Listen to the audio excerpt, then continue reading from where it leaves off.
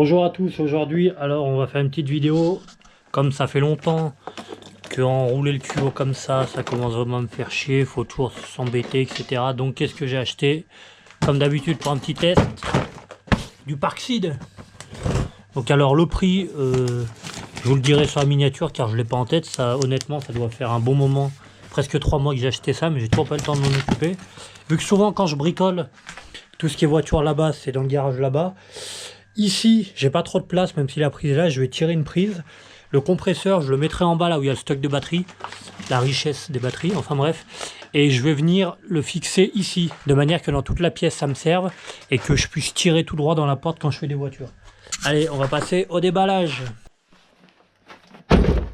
Bon, les cutters, j'en ai acheté je sais pas combien, je dois en avoir une quinzaine au total. Dès que je vais en trouver un, ça disparaît toujours. Allez. Le pied à coulisses de l'école. Enfin, on en avait un chacun à l'époque. Bon, niveau emballage, bon, on peut pas dire que ça soit extrêmement bien protégé ni rien. Mais bon. Après, donc, voilà. Là, la notice, je laisse ça au grand lecteur. Donc là, on a deux petites chevilles à mettre dans le mur. Là, on a une patte. Ça doit se déboîter. Il y a comment? Ça doit être un clips, je pense. Ouais, on verra après. Du coup, là, on a l'alimentation. J'espère, parce que ça, il y a des raccords US, des raccords européens. Il y a 50 000 types de raccords. J'espère que mon compresseur sera les bons. Donc alors, côté compresseur, je vais aller vérifier, c'est bon. Là, je prends ma soufflette. Vu que j'ai que des embouts comme cette soufflette. Merde. Ah si, ça y va, nickel. Donc alors, je crois qu'en alimentation, voilà, en alimentation, avant il y a 3 mètres. C'est pas mal si des fois vous y mettez un peu en hauteur, que le compresseur est plus bas, etc. 3 mètres, on va voir. Et après en déroulé, il y a 10 mètres. On va déjà les mettre en place. Une fois que ça sera en place, on verra. Parce que je sais que souvent, t'en as qui se bloquent. T'en as des fois, c'est un peu de la merde. On se fait chier à les renrouler. Donc là, on va mettre en place. On fera un test définitif une fois que ça sera en place. On va le mettre dans la gueule, voir si c'est résistant. Voir si Parkside nous vendent de la merde ou si c'est pas trop mal comme d'habitude. Bon, faites pas attention à la ligne d'échappement. J'espère que les panneaux LED, ça va pas faire des reflets. Enfin bref, donc, j'ai bien regardé. J'ai essayé de déboîter ça. Et honnêtement, je pense que ça, c'est un peu serti. Donc je pense que c'est des têtes hexagonales pour pouvoir y serrer à la clé sur le côté. Parce qu'avec une tête torx ou quoi, on aurait du mal au tournevis à le faire de face. Donc alors, une fois qu'on sait la hauteur, on va faire dans ici.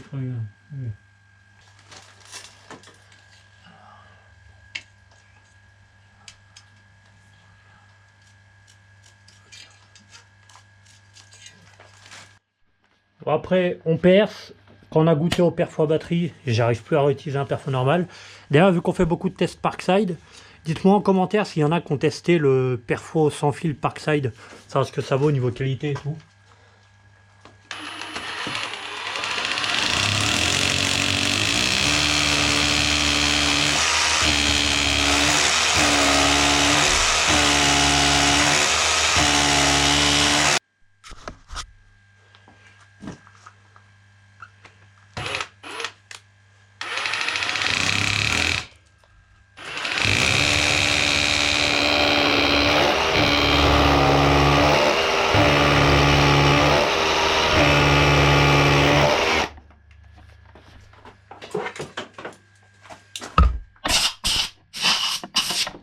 Toujours nettoyer le matériel de pas la finir. Un peu d'ASMR. C'est ça que c'est bien agréable. Donc alors une fois que ça c'est bon, finalement, je vais utiliser leur tête hexagonale vu que j'ai peur de ne pas pouvoir tourner assez pour mettre de face avec un tournevis. J'ai pas regardé, j'ai percé au 8 au talent. Bien évidemment, c'est le bon diamètre. Soit à quelque chose près, dès que c'est du béton, dès que c'est des trucs un peu de merde, enfin que c'est pas du haut de gamme, c'est généralement faut toujours percer à 8.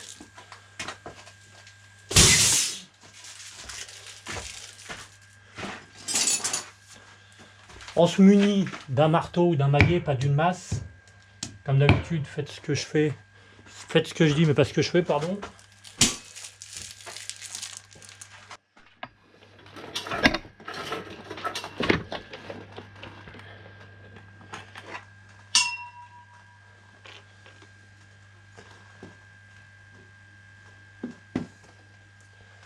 Allez, on se met une clé de 8. 8, bien évidemment, on installe du Parkside avec du Parkside.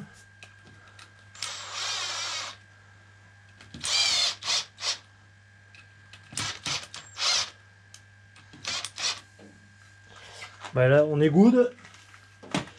Une fois qu'on est good, on met le Parkside à l'endroit.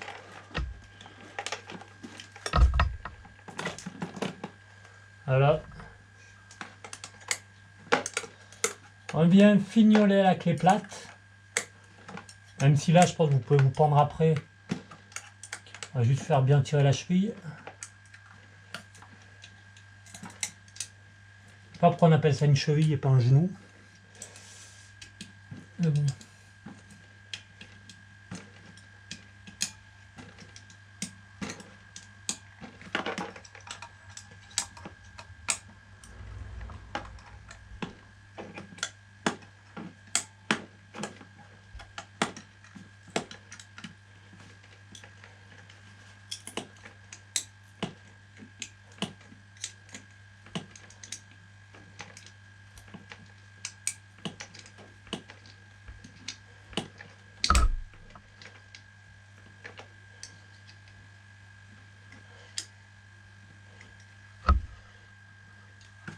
Ah, du coup là comme ça, là je vais ranger les batteries, tout, je vais décaler, je vais mettre le compresseur comme je veux.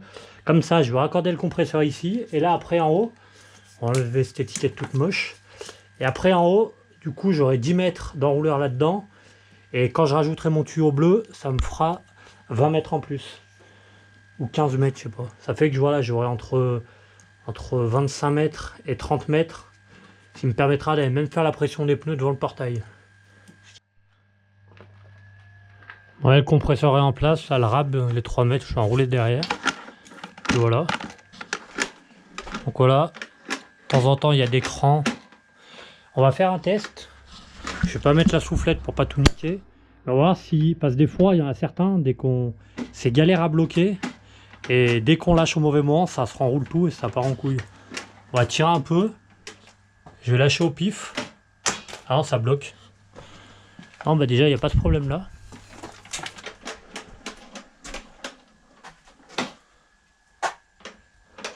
Facile à renrouler. C'est vrai que la section du tuyau par rapport à tous ceux qui sont vendus bien plus cher, c'est un peu plus petit, mais bon, comme vous pouvez le voir, ça fait l'affaire. Donc je viens de regarder, c'est 25 € que j'ai payé ça, et en moyenne les autres ça se vend aux alentours minimum, on va dire aux alentours des 60-70 €. Donc comme d'hab, encore pratiquement 2 fois moins cher. On verra dans le temps ce que ça donne. De toute façon, vous allez le voir dans le reste des vidéos s'il est encore là dans un moment, s'il a changé. Mais là, honnêtement, je pense que ça va pas trop mal aller.